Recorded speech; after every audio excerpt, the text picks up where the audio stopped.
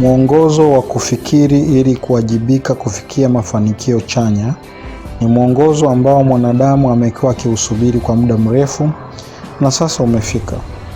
Umeletwa na mimi Avitas Ludovick Mbona.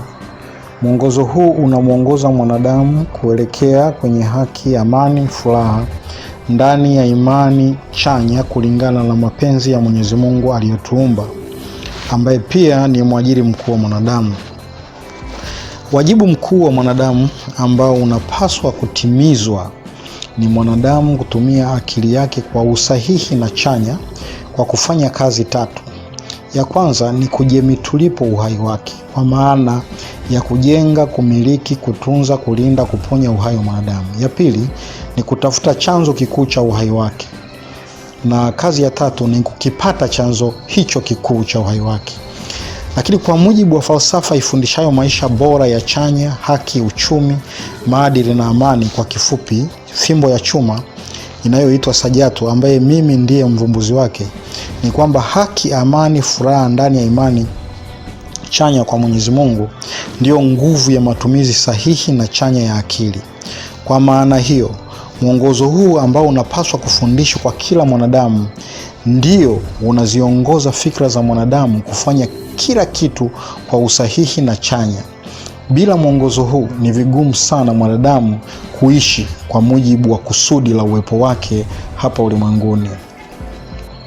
Nilitumia miaka 8 kutafakari kwamba niupate vipi. Nikatumia miaka 8 kuutengeneza. Lakini nikatumia miaka 8 kuutambulisho kwa maelfu ya watu. Na watu wote waliweza kuliitikia na wakatoa maoni kwamba tunauhitaji mwongozo huu.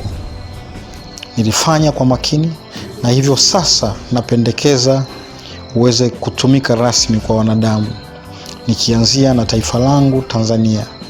Katika video hii fupi utajifunza kwa kifupi kuhusu mwongozo huu, lakini unaanza kwa kusikia maoni kutoka kwa wazazi wangu ni wapendao, baba yangu mzazi Ludovick Mbona na mama yangu mzazi Simfoloza Mbona. Naitwa Ludovick Mbona. Huyu Avitas Mbona ni mtoto wangu wa pili katika watoto wangu 4, na shughuli zake anazozifanya huwa anatuelezea sisi wazazi wake na huwa anazifurahia sana. Lakini kama dunia wangemuelewa na wakafuata haya anayosema yakatekelezwa, pengine dunia yetu ingekuwa ya haki sana kama angeweza kupokelewa na kutekelezwa. Kwa hiyo ninamuombea sana Mungu amsaidie, pengine mambo yake yaokotwe na watu wengine wayafanyie kazi.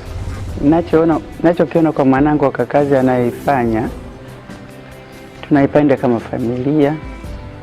Tunaomba itangazike hata kwa ulimwengu, kwa sababu tumeona ni kazi nzuri ambayo hata ndugu zake, marafiki nchini mwetu, kama litaenda kuenea kila kona, tunaiona ni jambo zuri sana, kwa sababu inasaidia nchi yetu, tuseme inasaidia hata ulimwengu mzima kama itaweza kukubalika katika vyombo hivyo vinavyohusika.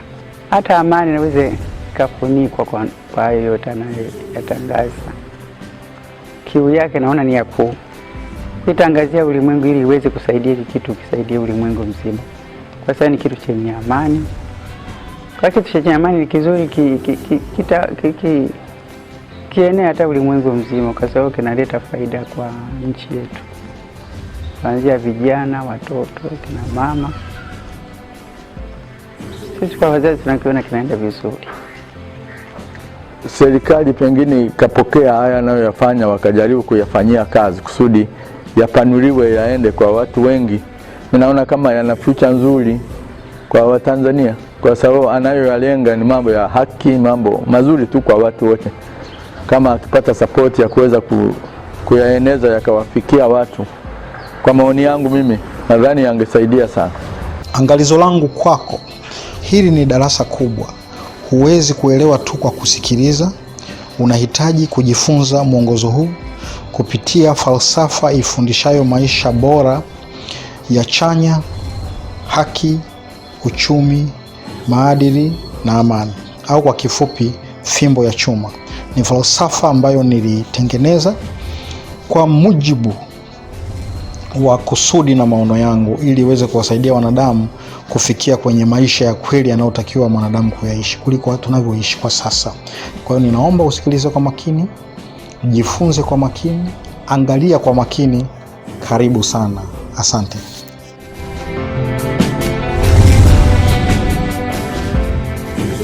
Wakati nasoma muda mrefu uliopita, nilikuwa na ndoto kubwa sana ya kuleta mfumo mpya wa maisha ya mwanadamu. Baada ya kuona uliopo haukunifurahisha, kwa sababu kulikuwa kila kukicha, na mpaka sasa inavyoeleweka, kuna mambo mengi sana yanafanyika, makosa, uovu mwingi, uharibifu wa mazingira, chuki. Nafikiri kila mmoja anafahamu kinachoendelea ulimwenguni, vita kila mahali, ushirikina, unyang'anyi, majungu, kila kitu. Sasa nikawa najiuliza kila wakati huo nikisoma, kila wakati najiuliza, haya maisha ni aina, ndio maisha halisi ambayo yametufanya tuwepo ulimwenguni? Kweli ndio haya maisha? Afu baadaye tunaondoka kwamba ndio tuliishi ulimwenguni? Nilipozidi kufanya uchunguzi nikaona hapana, kuna kitu kimekosewa, haya sio maisha. Ilipofika tarehe 23 mwezi wa 11 mwaka 2005, nikaanza kufanya uchunguzi, ni vipi nitagundua mfumo mpya wa maisha. Nilichokifanya, niliweka maisha ya mwanadamu katika mstari wa namba, kwamba ile sifuri ndio inayogawa, kwamba kuna kuelekea kwenye chanya na kuna kuelekea kwenye hasi. Nikasema maisha nayo yatafuta ni maisha chanya, ambayo ni above zero, yale yanayoelekea juu ya sifuri. Nikasema kwamba maisha yaliyopo sasa yako below zero, yani yako negative, kwa sababu maangamizi tunayoyaona, hakuna furaha ulimwenguni. Kwa kweli kuna umaskini, kuna ujinga, kuna magonjwa, kuna chuki, kuna ubinafsi wa kutisha, kila kukicha vita, kuna mtu kutengeneza kitu cha kumwangamiza mwingine ili apate pesa. Nikaona haya maisha, kusema ukweli, mimi niliona yako kwenye below zero, yako chini ya sifuri, kwamba mimi nikaita hayo ni maisha hasi. Kwa hiyo jukumu langu kubwa ilikuwa ni kufanya kila mbinu ili ndoto yangu iweze kutimia, kuweza kugeuza haya maisha yaelekee above zero, yani juu ya sifuri, ambao niyaite maisha chanya. Sasa maisha chanya ambayo mimi nahusika nayo, niliona ni uelekeo kuelekea kwenye haki, amani na furaha ndani ya imani ya kweli chanya. Na kama inavyojulikana, maisha yanatawaliwa na vitu vikubwa vitatu. Kwanza, kikubwa kilichobeba maisha ni sheria. Kitu cha pili kilichobeba maisha ya mwanadamu ni elimu. Na kitu cha tatu kinachobeba maisha ya mwanadamu ni tamaduni. Pale niliweka kitu kinaitwa set: sheria, elimu na tamaduni. Hizi ndio zimebeba maisha ya mwanadamu. Seti zilizopo, yani sheria, elimu na tamaduni zilizopo, kwa kweli zipo kwa ajili ya kulinda pesa na mali kwa kutumia mifumo ya kiuchumi. Sasa nikaona hiki ni kitu cha ajabu sana, kwa sababu kama tu watu, sheria, elimu na tamaduni zitahusika tu na masuala ya pesa na mali kupitia mifumo ya kiuchumi, basi kwamba haya ndio maisha ya mwanadamu, mimi niliona ni kitu cha hatari zaidi.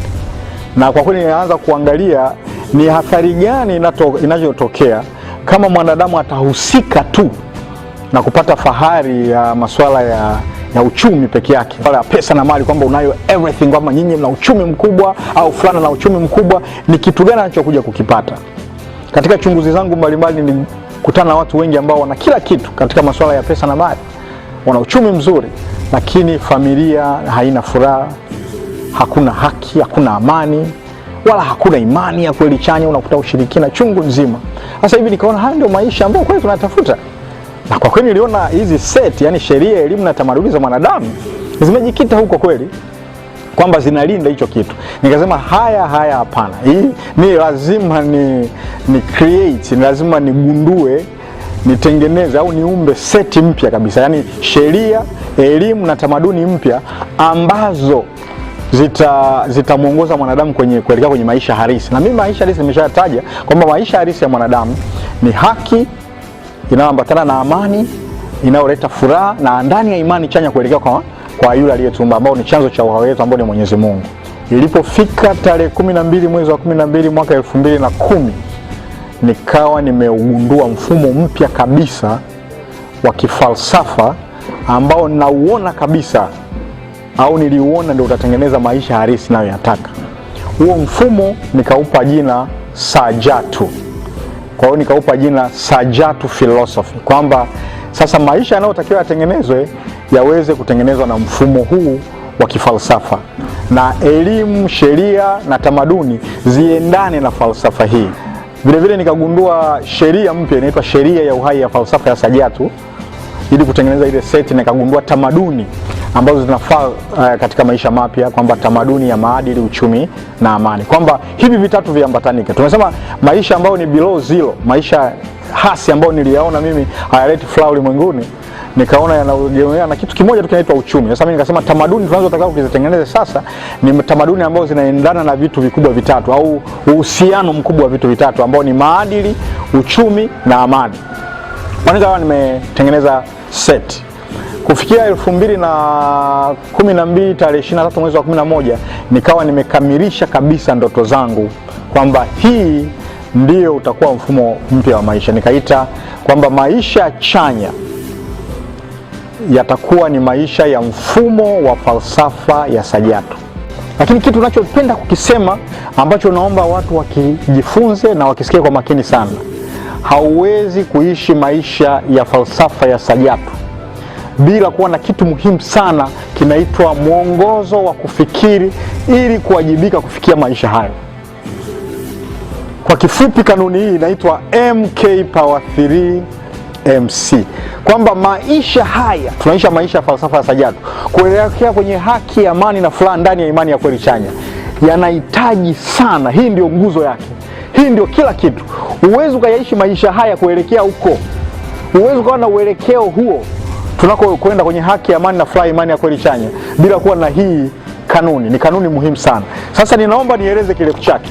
Cha kwanza kabisa ni tuweze kutoa ufafanuzi wa kanuni muhimu sana katika maisha ya falsafa ya Sajatu. Ni maisha ambayo katika uchunguzi wangu, katika tafiti zangu, wengi hawana na wengi hawajui. Sasa ni vizuri kila mmoja angalie kwa makini aweze kujifunza. Hiki ni kitu muhimu sana. Kirefu chake kinasema hivi, M inakaa badala ya mwongozo wa K ziko tatu. Mwongozo wa kufikiri, ili K ya pili kuwajibika, K ya tatu kufikia, M mafanikio, C chanya. Na mafanikio ya chanya katika ule mstari wa namba tulioelezea ndio hayo yenye haki, amani, furaha ndani ya imani ya kweli chanya. Mwongozo wa kufikiri ili kuwajibika kufikia mafanikio chanya. Na mafanikio chanya niliyoyataja ni yale ya haki, amani, furaha ndani ya imani ya kweli chanya. Mwongozo huu, kitu hiki ndicho kile ninachokitaka mkifahamu. Usipokifahamu hiki kitu wala usipokiishi, hautaishi maisha chanya. Ni lazima ukijue ili unapotengeneza taifa lako kuwe na matokeo chanya. Naomba nielezee kuwajibika ni nini. Mwongozo wa kufikiri ili kuwajibika kufikia mafanikio chanya. Kuwajibika ndio kumebeba dhana nzima ya huu mwongozo. Kuwajibika kuna sifa kubwa 5. Unapowajibika hizi sifa 5 lazima uzifanye. Kwa kifupi nimejipa jina inaitwa Jemi Tulipo. Jemi Tulipo. Ukitaka kuwajibika ili upate matokeo chanya, lazima ufanye kitendo hiki. Jemi Tulipo. Taifa lako. Jemi Tulipo. Nasema kuwajibika kwa taifa lako kuwajibika kwa taifa lako, lazima utumie hii unit au ulitumie hili kanuni. Je, mi tulipo taifa lako. Je inakaa badala ya neno jenga taifa lako. Jenga taifa lako. Jenga taifa lako. Mi inasema miliki taifa lako. Wasije wakalimiliki wezi, wanyang'anyi. Tunza taifa lako.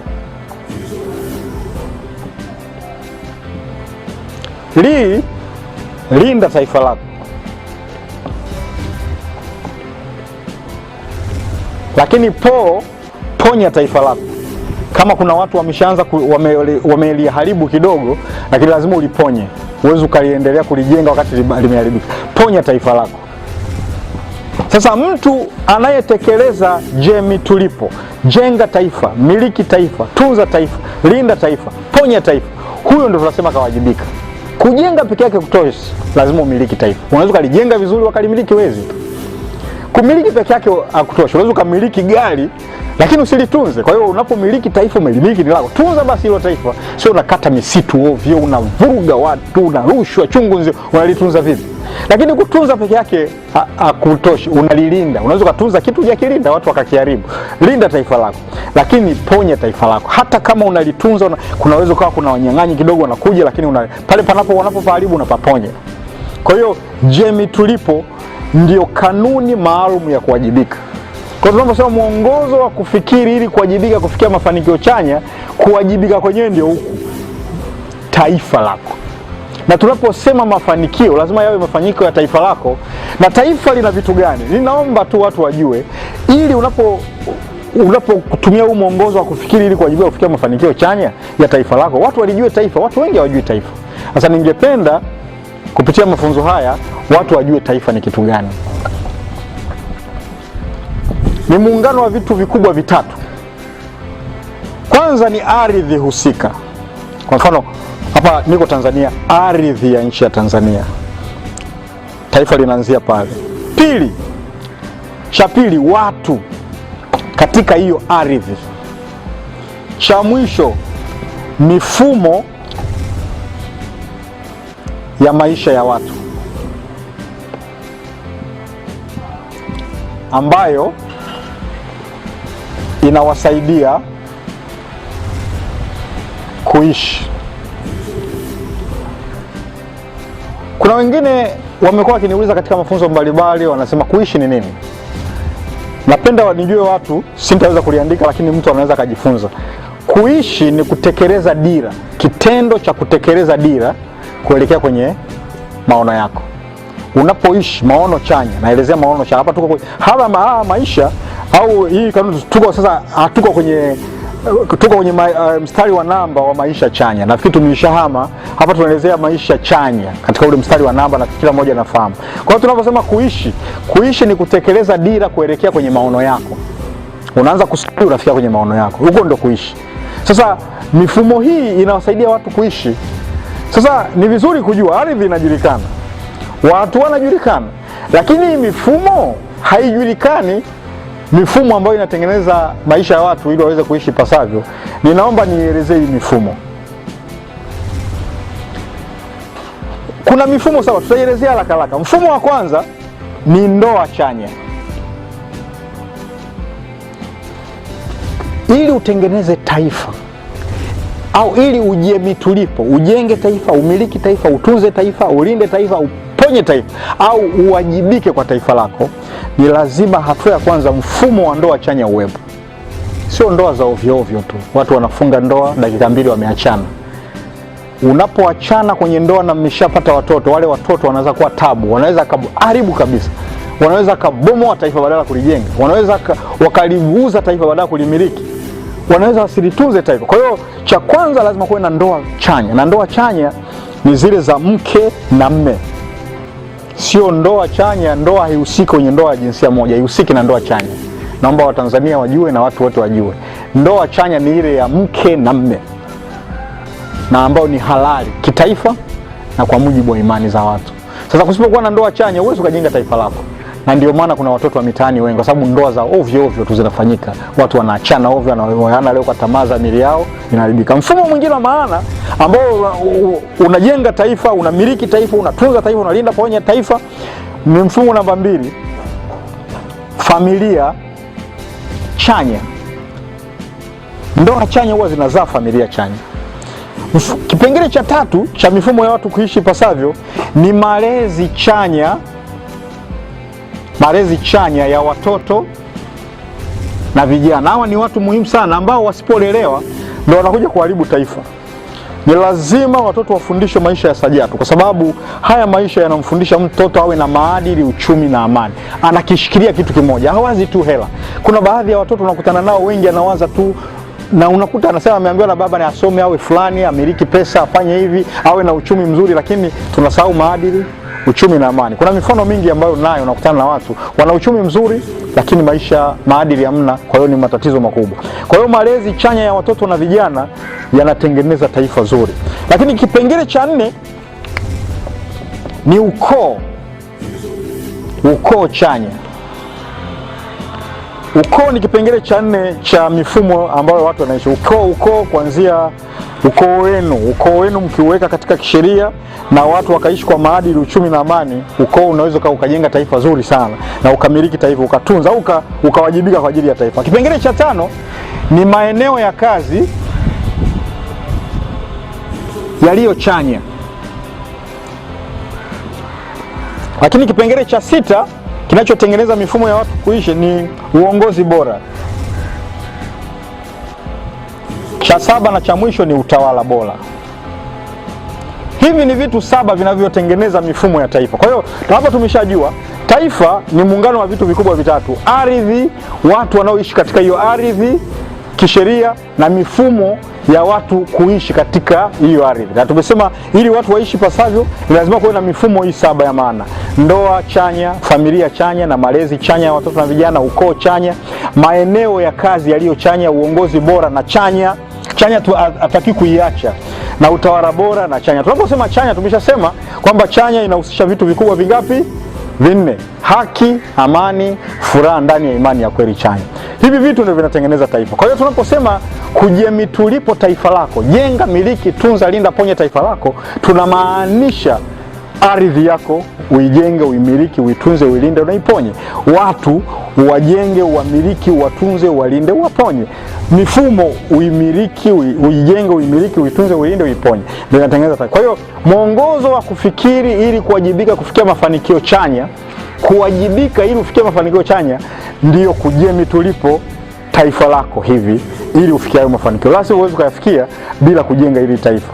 Sasa je, hii mwongozo wa kufikiri ili kuwajibika kufikia mafanikio chanya una vitu gani ndani vya msingi? Hivyo ndio tutakavyovielezea kwa kifupi, lakini vina maana kubwa waweze kuvijua.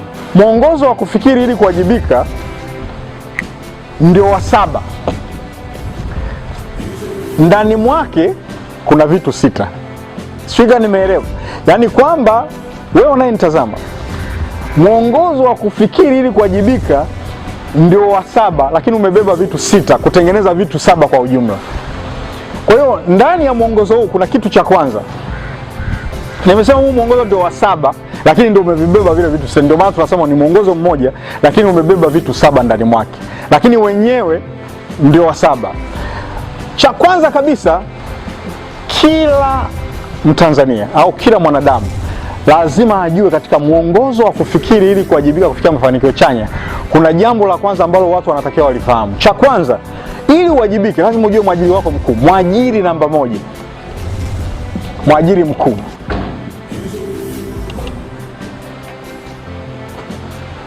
Watumishi wa umma, watumishi binafsi, wanafunzi na kila mmoja anayetaka kuwajibika kwa ajili ya taifa lake lazima ajue ameajiriwa na nani. Kuna mwajiri mkuu mmoja ambaye amebeba waajiri wakubwa 3. Mwajiri mkuu ni Mwenyezi Mungu. Huyu ndio mwajiri mkuu wa wote.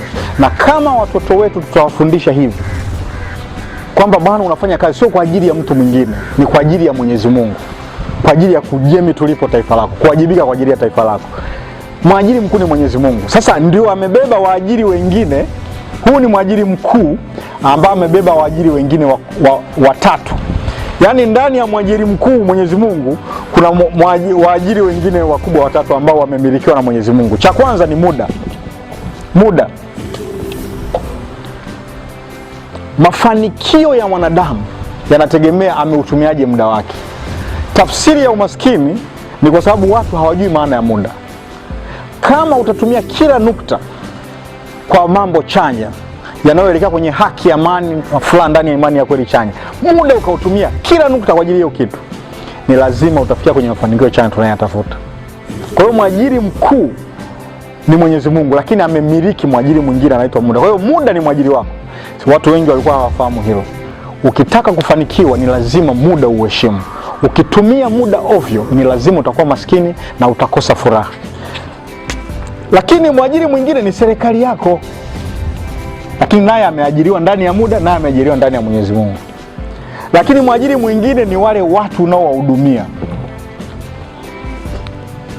Wewe ni daktari, waajiri wako ni wale watu unaowahudumia. Lakini mwajiri wako mwingine ni serikali. Lakini mwajiri wako mwingine ni muda. Lakini mwajiri wako mkuu ni Mwenyezi Mungu. Kwa hiyo kitu cha kwanza katika mwongozo wa kufikiri, cha kwanza katika vitu 7, lazima kila mmoja ajue mwajiri wake mkuu ni Mwenyezi Mungu. Watu wengi walikuwa hawafahamu. Watu wengi ukiwauliza anasema mwajiri wangu si ni fulani fulani, lakini nataka kila mwanadamu anayenisikia ajue mwajiri wake mkuu ni Mwenyezi Mungu. Na kama tutafundisha kizazi cha sasa na kijacho kwamba mwajiri mkuu ni Mwenyezi Mungu, hakika Mwenyezi Mungu atatambulika. Watu wengi hawajui. Watu wengi wanafikiri Mwenyezi Mungu kwenye mambo ya dini tu, lakini Mungu yuko kila mahali. Na kazi tunazozifanyazo mwajiri wetu mkuu ni yeye. Cha pili, ni lazima watu wajue kuna nguvu inayotutawala, ni ya hatari, tukiichezea inaitwa ukweli. Ukweli ni nguvu ambayo tumeumbwa nayo, imetuzunguka ndani na nje. Very powerful. Sifa ya kwanza ya ukweli ni uvumilivu. Kama hujui ukweli unakuvumilia. Kama haujui ukweli unakuvumilia. Kwa mfano, tuchukue lugha nyepesi na laini, tuseme mtu ana tatizo la kiakili. Wengine wanapenda kuita kichaa, ingawa mimi sipendi sana, lakini tatizo la akili. Unaweza kukuta akaenda kula kitu cha jalalani tu, akala hata kinyesi, lakini wala ugui. Unamwona ananenepa tu. Ni kwa sababu ukweli unamvumilia. Wewe unaojua ukweli, kula hicho kitu uone, dakika 2 unaugua. Na unaweza hata ukafa. Kwa hiyo ukweli hauvumilii mtu anayejua. Kama hujui unakuvumilia. Na ndio maana watu wengi wanaweza kwa sababu hujui ukweli unawavumilia tu mpaka watakapojua ukweli. Kwa hiyo jinsi unavyozidi kujua ukweli, punishment inazidi kuwa kubwa kwako. Cha pili, sifa ya pili ya ukweli ni wivu. Pale umeujua ukweli, unapoenda kufanya jambo la ovyo, wakati unajua kwamba hilo la ovyo ni ukweli, unaujua kwamba ni cha hatari, kuna wivu unafanya kazi ndani mwako. Mtu labda anaenda kufanya uzinzi nje ya ndoa yake, anaenda amejificha kwa sababu ukweli unamuonea wivu, anaenda amejificha. Kuna kitu kinazungumza ndani mwake kwamba unaenda wapi wakati una mke, wivu unaanza. Lakini kuna kitu cha mwisho cha tatu kikubwa sana kinachotengeneza sifa ya ukweli, kinaitwa kisasi cha ukweli. Kisasi cha ukweli. Kisasi cha ukweli ni punishment ya kitu kibaya ulichokifanya wakati ulijua ni kibaya. Hiyo ndio sifa kubwa za ukweli. Ni kitu cha hatari. Na utafiti wangu unanionyesha ni mara 21. Kama umeiba 50,000, kumbuka utailipa mara 21. Mtoto wako ataugua, mara kitatokea kitu, lazima ulipe mara 21. Kwa hiyo kama watu watafundishwa hivi wataogopa.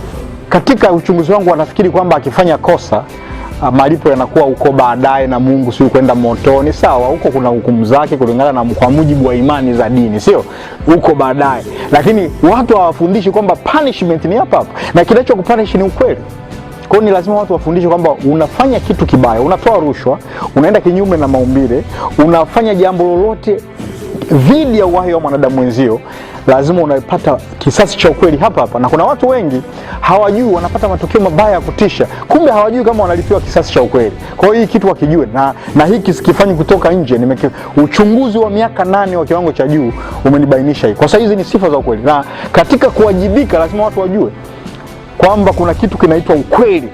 Hiki ni kitu cha pili katika mwongozo wa kufikiri ili kuwajibika kufikia mafanikio. Wasipofahamu hivi, watu watawajibika vipi sasa? Kipengele cha tatu, kuna kitu kinaitwa haki. Haki ya kuwajibika. Haki ya kuwajibika. Haki yako inasema hivi. Tumeshasema kuwajibika ni vitu vikubwa 5. Jenga, miliki, tunza, linda, ponya taifa lako. Jemi tulipo taifa lako. Kuna neno nasema timiza haki ya kuwajibika, kwamba timiza wajibu wako. Wajibu wako kwamba yani jenga, miliki, tunza, linda, ponya taifa lako. Timiza wajibu wako upate malipo yako. Hii haki ndio ya kujiwajibika. Usipotimiza wajibu wako, achana na kupata haki yako. Unaipata wakati hujajenga, hujamiliki, hujatunza, hujalinda, hujaponya taifa lako, alafu unataka upate haki, upate malipo yapi wakati hujafanya hii kitu? Timiza wajibu wako upate malipo yako. Kwa hiyo malipo yako yanaendana na kutimiza wajibu wako. Kipengele cha 4 muhimu sana ambacho nataka mkifahamu, Watanzania na wanadamu wote, ni sifa kuu za kufanya kazi. Sifa kuu 5 za kuwajibika. Tumesema hivi, kuwajibika kuna vipengele, kuna kanuni 5 ili uwajibike. Yani jemi tulipo, jenga, miliki, tunza, linda, ponya taifa lako. Lakini sifa za kujemi tulipo, kuna sifa. Hizo sifa zinaitwa ujazo. Ni vipengele 5 vinaitwa ujazo. Ya kwanza ni hiyo, lazima ujue unachotaka kukifanya. Unaweza ukapewa wajibu fulani, lakini ukakurupuka kufanya ili uweze kupata malipo, hautakifanya kwa ufanisi. Kwa hiyo cha kwanza lazima ujue unataka kufanya nini. Umeoa, unataka kufanya nini? Unafanya kazi, wewe ni daktari, ujue unataka kufanya nini. Wewe ni daktari, ujue wewe ni daktari, unataka kufanya kutibu watu, unatibuje? Lazima ujue kwa makini sana. Ujue, uwe na ufahamu mkubwa sana wa kile kitu unachotaka kufanya. Of course ujue na ufahamu, uwe na ufahamu mkubwa wa kile unachotaka kufanya. Ukijue vizuri. Lakini kipengele cha pili cha sifa za kufanya kazi ili kutimiza zile kanuni za kuwajibika, yani kujenga, kumiliki, kutunza, kulinda, kuponya, lazima ujiamini. Jiamini. Fanya kazi kwa kujiamini. Jiamini. Kujiamini manake wewe mwenyewe kwamba unaweza, kwa sababu una skills, una ujuzi na vitu, lakini Mungu yuko na wewe. Kwa kujiamini kuna sifa 2, kwamba mimi ninaweza, lakini Mungu ananifanyisha niweze. Wewe kama uwezi, Mungu atakuwezesha vipi? Lazima wewe uweze ili Mungu akusaidie katika kuweza kwako. Sawa? Hapo ndo utajiamini. Lakini kuna watu wengine hawana ujuzi, hajiamini anachotaka kukifanya, anamuomba Mungu amsaidie. Lazima ujiamini kwamba unaweza kukifanya. Na ndio maana kuna wakati kwamba Mungu anataka uwe katika swala la kiimani, kwamba hapa ninaamini huyu mgonjwa atapona, mimi ni daktari, ninaamini kwa ujuzi wangu.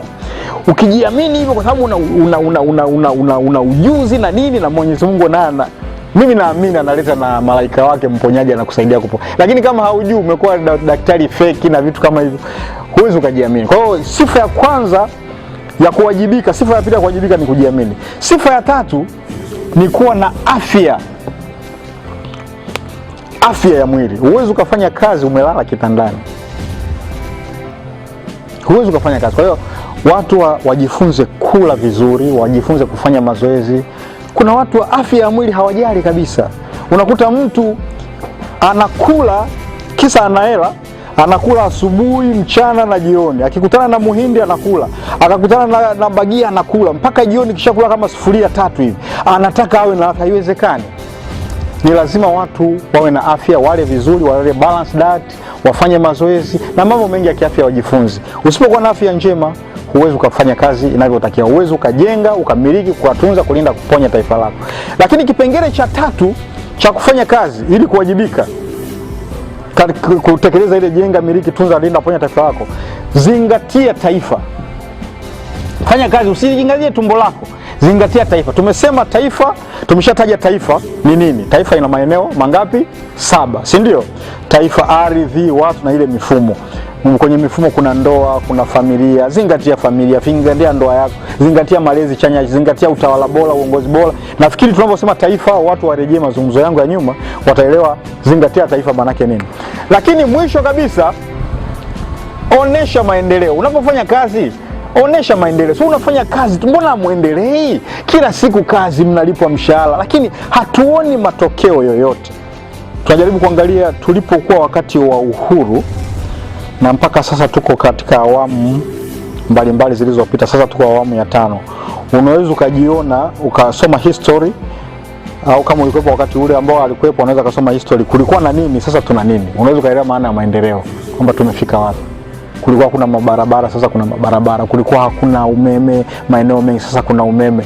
Kulikuwa hakuna mahospitali mengi, sasa kuna mahospitali mengi. Maendeleo, yani mnakuwa mnaendelea katika masuala fulani mbalimbali, yao ya kiuchumi, ya kijamii. Kuna maendeleo, lazima uonyeshe tulikuwa hapa, sasa tunaelekea wapi.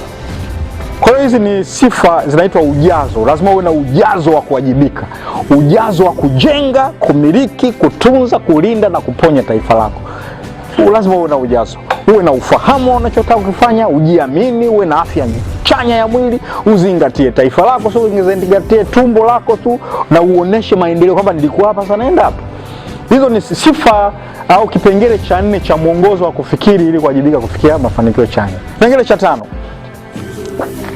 Kuna kitu kinaitwa silaha za kufanya kazi. Silaha za kufanya kazi. Hizi silaha zinakusaidia pale unapokuenda kuwajibika. Tayari tunasema una sifa, una ujazo, una ufahamu, unajiamini, una afya nzuri, unazingatia taifa na unaonesha maendeleo. Lakini lazima uwe na hizi silaha, zitakusaidia, zitakufanya ufikie kile unachokitaka. Silaha ya kwanza ni uadilifu. Lazima uwe na uadilifu. Ni tabia chanya ndani mwako. Sasa tunaposema tabia chanya katika mfumo wa maisha ya Sajatu, ni tabia chanya ya maadili, uchumi na amani.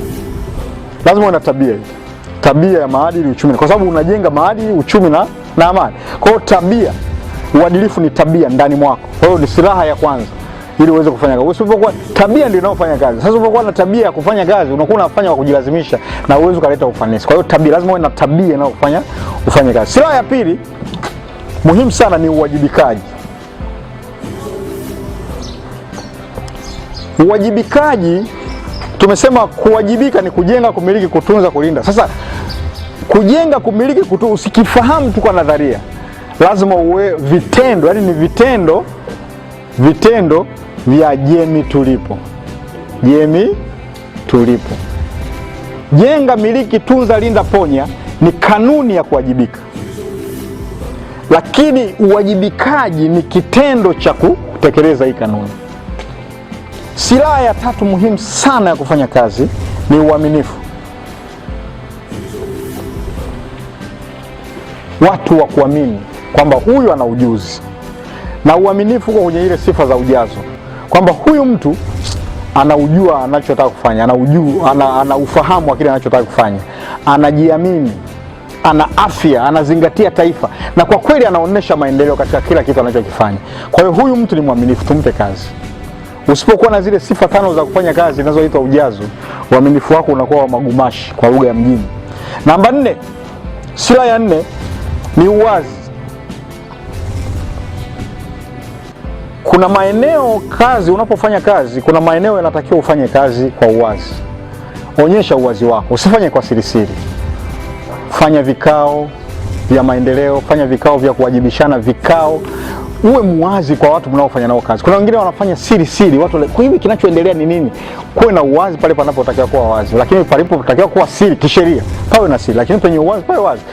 Usipofanya kazi tusipokujua, tusipoona uwazi wako, tusipojua kila kitu kinaendaje, mapato yanafanyikaje, tunaamini kuna wizi. Lakini ukiwa muwazi hakuna anatakaye kufahamu vizuri. Lakini lazima uwe na uzalendo. Uzalendo ni upendo kwa taifa lako katika kuwajibika kufikia kwenye maono na dira ya taifa, kufikia kwenye kutekeleza dira ya taifa mpaka kufikia kwenye maono ya taifa. Kwa hiyo mzalendo sio story. Mimi mzalendo, lazima uwe na sifa zote tulizozifanya zote kule, sifa kuanzia namba 1 ya MK Pathfinder. Kwa hiyo ili uwajibike, uitwe na uzalendo wa kweli, lazima uwe na vitu vyote ndani ya mwongozo wa kufikiri ili kuwajibika kufikia mafanikio. Kama hizi silaha una ujazo, ufuati ukweli nini, uzalendo hauna. Uzalendo ni kitu kipana sana, na hizi sifa zote tutakazozitaja zimezama kwenye kitu kinaitwa uzalendo. Kipengele cha 6 au silaha ya 6 inaitwa ushirikishwaji. Ushirikishwaji wananchi unaowatumikia. Hayasomeki vizuri, lakini kwa inaweza kusaidia napotamka maneno yasikisha. Ushirikishwaji wa wananchi unaowatumikia. Kama umetumwa kutekeleza kufanya kazi sehemu fulani, usiwe mshirikishe yule mnaofanya nao kazi kwamba umekuja kuwatumikia watu fulani. Washirikishe, kwa sababu huwezi kufanya kazi peke yako. Unapomshirikisha atakupa hasa anachokihitaji. Kulingana na mifumo vizuri ya uongozi ni kwamba kuna kitu kinaitwa hivi, kwamba hawa ni wananchi. Wananchi hawa wanaleta shida zako kwako. Wewe ni kiongozi au wewe ni mtumishi wao. Wanaleta kwao shida zao, then na wewe unarudisha majibu ya dhidi ya shida zao huku. Hapa ndio kushirikiana. Wakueleze, uje muongee, mnahitaji kuongea, mnahitaji kufanya nini. Sio tu wewe unawaambia, unawachagulia shida zao walizonazo, unawaletea hapa nimewasaidia. Lazima tunataka nini ili uweze kurudisha majibu yao vizuri. Washirikishe. Lakini kipengele cha 7 au sifa au silaha ya 7 inasema ufanisi. Ufanisi maana yake ni ubora katika muda sahihi. Mtu ufanisi na anafanya kitu bora katika muda sahihi. Unaweza ukatengeneza meza yako nzuri sana inavutia, lakini umepewa siku moja, wewe baada ya siku 7 hiyo meza ndio inaisha. Huo ni ufanisi wa namna gani? Uwezo ukafanya ufanisi wakati unaharibu muda. Ufanisi ni ubora katika muda sahihi. Cha 6 ni kumjua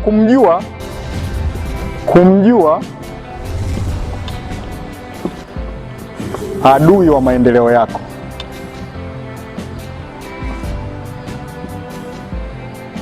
Kumjua adui mkuu.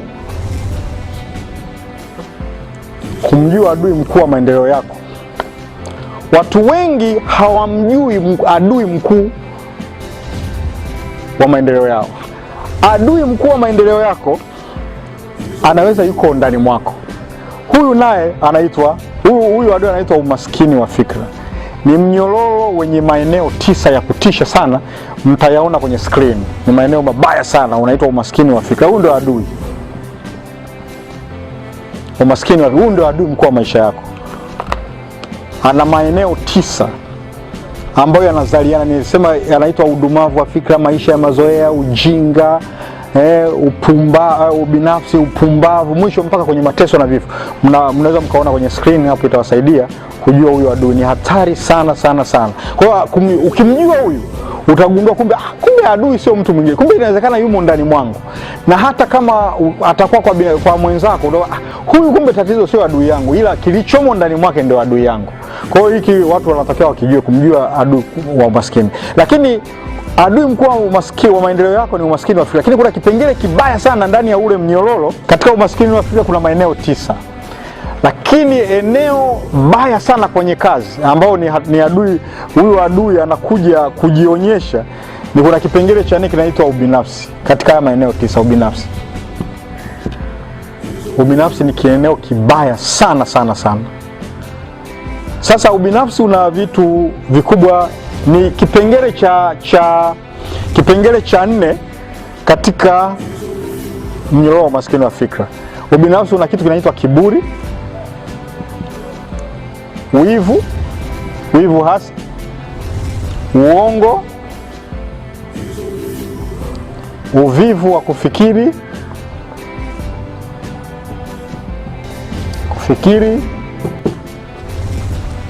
na hofu. Sasa ubinafsi una maeneo mapana. Hii peke yake kiburi kina maeneo 7.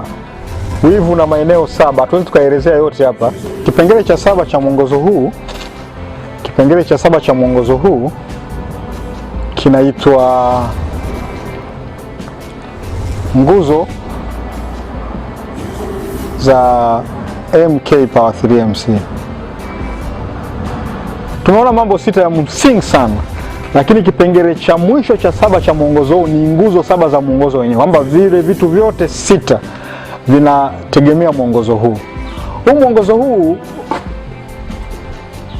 hizi nguzo 7 za mwongozo huu, kanguzo ka kwanza A au kanguzo A ni lazima mtu awe na kitu kinaitwa maono. Lazima ajue maono ni nini. Maono ni kule ambapo unapaona kwamba nitafikia huko kuliko kamilika. Kwa mfano, wanatoa mfano kwa labda ujenzi wa nyumba wa ghorofa fulani, ni kwamba haijaanza kujengwa lakini kuna picha lake lote unaliona kwamba nyumba itakuwaje. Kwa hiyo unaliona, hujalijenga bado lakini unasema nitafikia kule. Kwa hiyo ndio mtu lazima awe na maono ya namna hiyo, vision.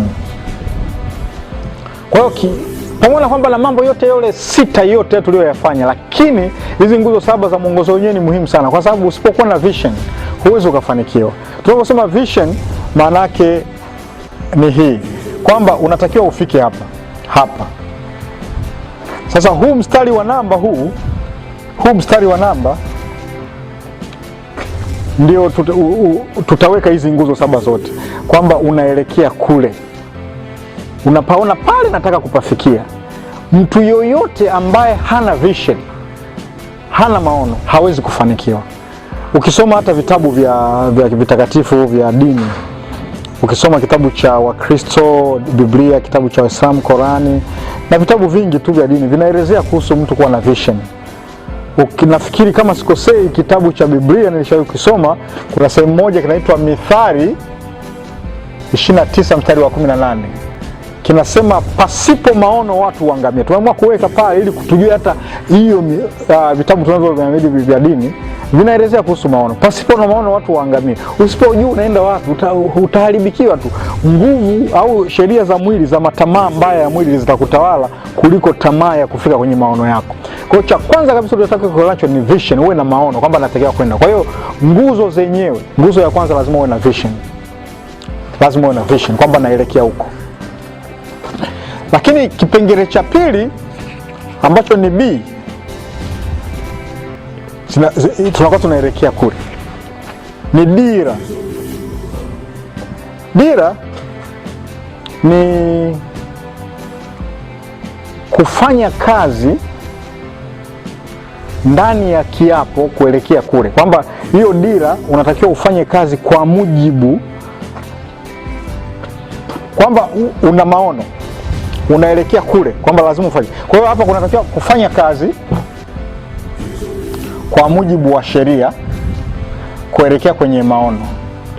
Hiyo ndio dira itakao kufikisha kule. Lazima ufanye kazi, kwa sababu utaendaje? Uelekeo wa kwenda kule lazima ufanye kazi kwa mujibu wa sheria kuelekea kwenye maono. Dira ndio itakupeleke kule. Kufanya kazi kwa mujibu wa sheria kuelekea kwenye maono hayo. Kwa hiyo kufanya sheria ndio kuongoza kufanya kazi.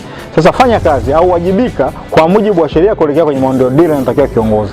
Kwa hiyo kwa maana hiyo tukitaka kuchora hivi kwamba unaelekea kwenye maono, mstari huu ndio dira. Uelekeo wako utanyoka, unafanya kazi kwa kama watu walishawahi kuona simba na winda, hata ana labda amemwona swala sana kwamba yule ndio nataka nimpate yule swala, macho yake yataelekea kule na atafanya kazi kwa mujibu wa sheria zake za uwindaji kuelekea kupata yule swala. Ananyosha focus, hata atakutana na swala 400 huko mbele yake, atawaruka wote, anaelekea kwa mmoja tu anayemuona. Sasa kuna watu wengine hawana dira, ana maono lakini mara akipata hiki kitu anaenda huko. Kwa hiyo lazima uwe na dira ambayo inakupeleka pale pale unapotakiwa kufanya kwenye vision kuliko kuyumba yumba. Kipengele cha tatu cha muhimu sana katika mwongozo huu C ni lazima uwe na kitu kinaitwa malengo. Malengo pamoja na kwamba unafanya dira, lakini lazima hayo dira yako ifanyike kwa mujibu wa malengo. Malengo ni nini? Tunachora huo mstari hapa kwamba ni kwenye maono yako. Hii ndio dira ya kuelekea kule unakotakiwa kwenda, kwamba lazima ufanye kazi kuelekea kule. Lakini malengo ni vijihatua kimoja baada ya kingine kuelekea kwenye maono. Lengo la kwanza, lengo ukilimaliza unaingia lengo la pili. Lazima ujiwekee malengo kwamba unaanza na kimoja. Umeanza hapa labda kimoja. Cha pili ukitoka hiki kina hiki. Sasa malengo yanakuwa, malengo ni endelevu. Yaani yanakuwa, yanaenda hivi. Hata labda tuchukulie mfano kidogo, mama mwenye ujauzito. Kwamba mimba ya mwezi wa kwanza, mimba ya mwezi wa pili, mimba ya mwezi wa tatu, mimba ya mwezi wa 4, wa 5, wa 6, wa 7, wa 8, wa 9. Ile wa 9 ndio baadaye ndio katoto kanapatikana hapa, mtoto anapatikana. Kwa hiyo mimba ya mwezi wa kwanza mtoto anaenda kukua ndani ya tumbo. Mimba ya mwezi wa 3 anakuwa. Mimba na miezi mingapi? 4, ya 5. Ujauzito wa miezi mingapi? Hakuna ujauzito unarudi huko. Mimba ilikuwa au ujauzito wa mwezi wa 4 eti ghafla ameenda hospitali umerudi umekuwa mwezi wa kwanza. Hiyo hauwezekani ukaenda na malengo yanayumba yumba. Lazima malengo yakue kuelekea kwenye maono. Sasa hichi ni kitu muhimu sana watu wakifahamu kwamba malengo haya yanakuwa. Kwa hiyo malengo katika dira kuelekea kwenye maono. Kipengele D, lazima uwe na kitu kinaitwa umoja. Pamoja na kwamba una maono yako, una dira na una malengo, lakini lazima ufanye kazi katika umoja. Umoja ni nini? Umoja ni vitu vikubwa vitatu. Umoja umetengenezwa na vitu vikubwa vitatu. Cha kwanza, umoja una kitu kinaitwa ushirikiano. Huu ni mkataba wa kufanya kazi pamoja. Pili, kuna kitu kinaitwa mshikamano. Kufanya kazi pamoja. Huu ushirikiano ni kama kufanya kazi, labda mnashirikiana watu 7 katika mkataba fulani. Lakini mshikamano ni kufanya kazi mnaenda wote. Mshikamano unatokana na neno shika. Mnashikamana, mnaenda wote, mnarudi. Mnaenda, mnarudi kwa pamoja. Lakini umoja, kitu cha mwisho kinachotengeneza umoja ni mawasiliano. Mawasiliano. Huwezi ukafanya kazi bila mawasiliano. Ni lazima hivi vitu vitatu ndio vinatengenezaga umoja. Umoja una maana kama kutakuwa na ushirikiano, kutakuwepo na mshikamano na kutakuwepo na mawasiliano. Hii ndio vitu vinatengeneza umoja. Kwa hiyo katika kufanya kazi kuelekea kwenye maono, hivi vitu ni vya muhimu sana mtu awe navyo. Lakini kipengele cha mwisho, kipengele cha 5, of course ni cha 5, maana viko vipengele 7, nguzo 7 za mwongozo wenyewe, kinaitwa 288. 288. Hiki ni kipengele cha 7 na cha muhimu sana. Kinaitwa kwa Kiingereza, kinaitwa kwa labda kwa lugha nyepesi ya lugha za wenzetu kwa time management, time discipline principle. Yaani kuwa na nidhamu ya muda, namba masaa 8 katika kufanya kazi kwako. Hii ni muda wa kwanza kulala. Kwanza unalala, si kwamba tumeanza kwa muda wa kulala. Jitahidi kulala masaa 8, ni standard ya muda wa kulala. Ingawa wakati mwingine ni vigumu kutokana na mfumo wa kazi wenyewe, lakini kawaida kisayansi ukilala masaa 8 mwili unachuja, unafanya kazi vizuri, kumbukumbu inakuwa nzuri, afya nzuri ya mwili. Kwa hiyo masaa 8 upange kulala. Kama masaa 8 mengine ni kufanya kazi kwa ajili ya ujenzi wa taifa lako, kufanya kazi kwa bidii masaa 8. Lakini masaa 8 mengine ni yanaongozwa na 2 ni 4-1-1-1. Yaani kwamba hapa muda wa kwanza ni mazoezi. Hapa ni kwa familia yako, kuongea na familia yako, muda wa familia. Lakini huu ni muda wa ibada. Angalau unakuwa unajipangilia. Huu ni muda wa labda kuangalia news au habari mbalimbali kupitia yani kuchati na vitu kama hivyo. Lakini masaa 4 haya ndio unaweza kutumia kwa ajili ya ubunifu na mambo mengine ya ziada kama kula, kufanyaje, vitu vingine vya maana, lakini vinaongozwa na ubunifu. Hivi vitu vikubwa vya maana sana katika 288. Lakini hii 2 inamaanisha kwamba pamoja na kwamba utalala, utafanya kazi na utafanya kazi hizi za ubunifu, labda utafanya mambo ya ibada na vitu, lakini lazima uwe under sheria ya Mungu. Sheria 2. Hii 2 sio sheria, sio muda. Hii 8 mara 3 ndio masaa 24. Lakini hii katika masaa 24 yako yote yawe katika ndani ya sheria 2. Sheria ya Mwenyezi Mungu na sheria halali za nchi yako. Kwa hiyo hivi 2 imebebwa na sheria katika masaa 24 fanya vyote, lakini uwe ndani ya sheria ya Mwenyezi Mungu ambao ndio mwajiri mkuu, lakini uwe ndani ya sheria halali za nchi yako. Nguzo F inaitwa AA positive au M2A2 chanya, kwamba unapofanya kazi ndani ya katika mwongozo wa kufikiri kuwajibika katika yale mambo yote 7, lazima uwe kwanza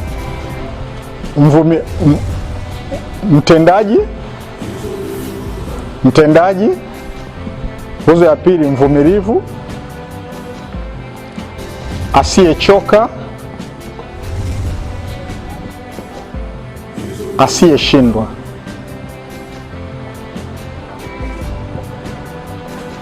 Hii ni nguzo muhimu sana. Kwanza uwe mtendaji, lakini uwe mvumilivu, alafu uwe mtu asiyechoka wala asiyeshindwa kutenda mambo chanya. Mambo chanya tushaelezea ni yale mambo 4: haki, amani, furaha ndani ya imani ya kweli. Chanya ndio mambo chanya ambayo ndio yanaongozwa, yanataka tutufike kule kuelekea kwenye chanya ambayo ndio yenyewe hii. Nguzo ya 7 ambayo ni ya mwisho ya mwongozo huu inaitwa sajatu yenyewe. Sajatu ndio mfumo wenyewe wa kifalsafa ambao ndio umebeba mambo yote, umebeba elimu, umebeba maisha, umebeba seti yote, yani sheria, elimu, tamaduni zote zimo kwenye mfumo. Inasema hii neno saa, pamoja na mambo yote hayo utafanya yote, lakini unakumbushwa lazima uanze na saa. Kabla hujafanya chochote katika maisha yako, lazima safisha fikra zako dhidi ya uchafu ambao unaitwa mnyororo wa umaskini wa fikra, kama ambavyo unaonekana kwenye screen. Huo mnyororo ni wa hatari pamoja na mambo yote, lakini cha kwanza nacho, ingawa nimekiweka huko cha mwisho kabisa, lakini lazima uanzie kwenye kwanza kusafisha fikra zako dhidi ya uchafu. Bila huu mnyororo wa umaskini wa fikra, ni mnyororo wa hatari, huwezi kufanya chochote bila kusafisha, na ni muhimu sana. Hii neno tunakuja sasa, neno hii ja, safisha fikra zako, alafu ja kwamba utafanya mambo yote kabisa, lakini kwanza lazima jaza tabia ya maadili, uchumi na amani ndani ya dhamiri yako.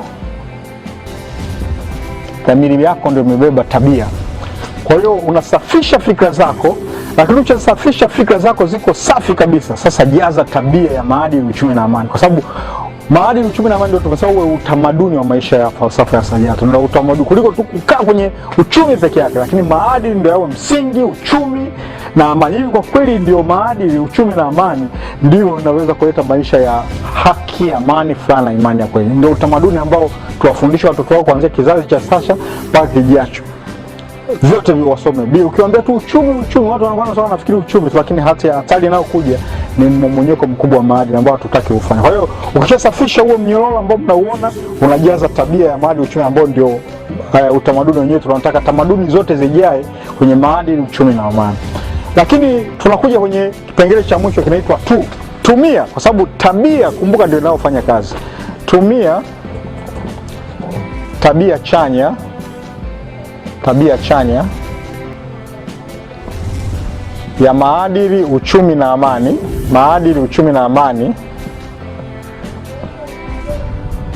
kutekeleza dira ya taifa lako kuelekea kwenye haki, amani, furaha ndani ya imani ya kweli chanya, kuelekea kwenye hafi. Tumia tabia. Sasa kuna kanuni ya jinsi ya kutumia hii tabia ambayo ndio tunamaliza kipengele hiki cha muhimu. Tumia tabia chanya ya maadili, uchumi na amani kutekeleza dira ya taifa lako kuelekea kwenye haki, amani, furaha na imani ya kweli. Hii Sajatu ikitumika hivi, kila kitu kienda vizuri katika maisha ya mwanadamu. Tunaamini kama kizazi cha sasa kitatumia Sajatu philosophy, inawezekana. Ngoja tuonyeshe sasa hii tabia jinsi gani ya kuitumia. Kuna kanuni ya kuitumia. Kanuni iko hivi. Kuna kanuni inasema mtu y plus kazi x sawasawa maendeleo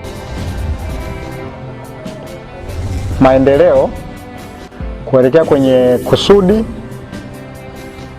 hatimaye maono. Sasa hapa ndio kuna kitu kinaitwa jemi tulipo.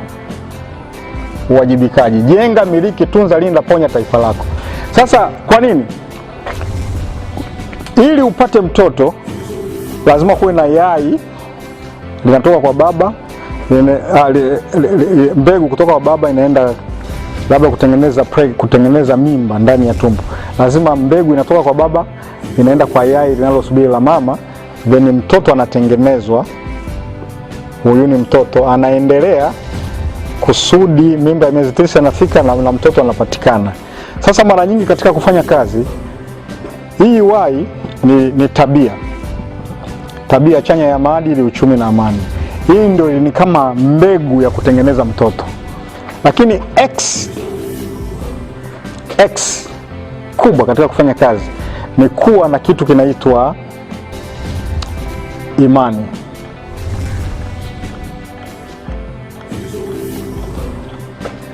Kama tabia unayo lakini huna imani, una tabia ya maadili, uchumi na amani, lakini huna imani ya kile unachokifanya. Imani imebeba vitu vingi sana. Kwa hiyo tabia yako kufanya ya maadili, uchumi na amani, tabia inafanya kazi ndani ya imani. Nataka watu waelewe, ukiwa unafanya kazi huna imani ya mafanikio, umekwisha. Na tunaposema imani sio watu wasema dini, yani imani ya kidini au imani ni kuwa na uhakika wa kufanikiwa, kwa sababu vigezo vya kufanikiwa unavyo. Kwa hiyo ina maana imani inakujengea kwamba nitafikia sehemu fulani. Kwa hiyo yai la kuchavusha mtoto ni imani, lakini tabia ni mbegu. Kwa hiyo mbegu inawekwa katika yai ili kuanza kutengeneza mtoto ndani ya tumbo, then anaendelea, anakuwa, baadaye mtoto anapatikana. Lakini wakati huo ndani kinakuwepo na kanuni ya kuwajibika: jenga, miliki, tunza, linda, ponya. Sajatu Philosophy Education au elimu ya falsafa ya Sajatu au fimbo ya chuma, falsafa ifundishayo maisha bora ya chanya kuu, haki kuu, uchumi, maadili na amani, ni falsafa pana sana. Ina topiki nyingi sana, ina mada nyingi, karibu topiki 704. Imefundishwa kwa watu wengi sana. Kwa hiyo kwa kumaliza, ninaomba watu wajifunze, na kama watahitaji vitabu mbalimbali au watahitaji mafunzo, namba ya simu hii ni muhimu sana: 0717, yani Tigo ya 17, 359-859, au email sajatu21@gmail.com.